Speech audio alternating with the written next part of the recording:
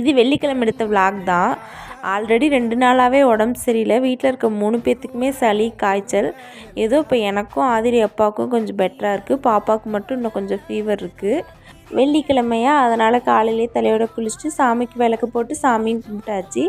வெள்ளிக்கிழமைறதுனால நான் கொஞ்சம் லேட்டாக தான் சாப்பிடுவேன். அதனால் பாப்பாவுக்கும் ஆதிரி அப்பாவுக்கும் மட்டும் காலையில் இடியாப்பம் செஞ்சுக்கலான்ட்டு மாவு பிசைஞ்சு வச்சேன். ஆதிரி அப்பா புழிஞ்சு கொடுத்துட்டாங்க.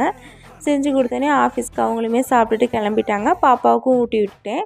உடம்பு கொஞ்சம் டயர்டாக இருக்கிறதுனால ஒவ்வொரு வேலையும் மெதுவாக தான் பண்ணிகிட்ருந்தேன். மதியத்துக்கு சாம்பார் வச்சுக்கலாம் அப்படின்ட்டு பருப்பு வேக வச்சு எடுத்து வச்சுக்கிட்டேன். பாப்பாவுக்கு கொஞ்சம் பருப்பு சாதம் ஊட்டிக்கலான்னு பருப்பு தனியாக அவளுக்குமே எடுத்து வச்சுட்டு, ரசம் சாப்பிட்டா கொஞ்சம் நல்லாயிருக்குமே அப்படின்ட்டு எங்களுக்கு ரசமும் வச்சுட்டு சாம்பாரும் வச்சு முடிச்சிட்டேன். வச்சு முடிச்சுட்டு நான் சாப்பிட்டுட்டேன். அவர் வரத்துக்கு லேட் ஆகும் அப்படிங்கிறதுனால சாப்பிட்டு கொஞ்சம் ரெஸ்ட் எடுக்கலான்னு படுத்துட்டேன். ஈவினிங் டைம் ஆக ஆக கொஞ்சம் ஃபீவர் அதிகமாக ஆரம்பிச்சிருச்சு. பாப்பா கொஞ்சம் நார்மலாக இருந்தாங்க. எனக்கு மட்டும் கொஞ்சம் ஃபீவர் ஹை ஆகிட்டே இருந்தது. அப்புறம் டேப்லெட் போட்டேன். கொஞ்சம் ஓரளவுக்கு பரவாயில்லையா இருந்தது.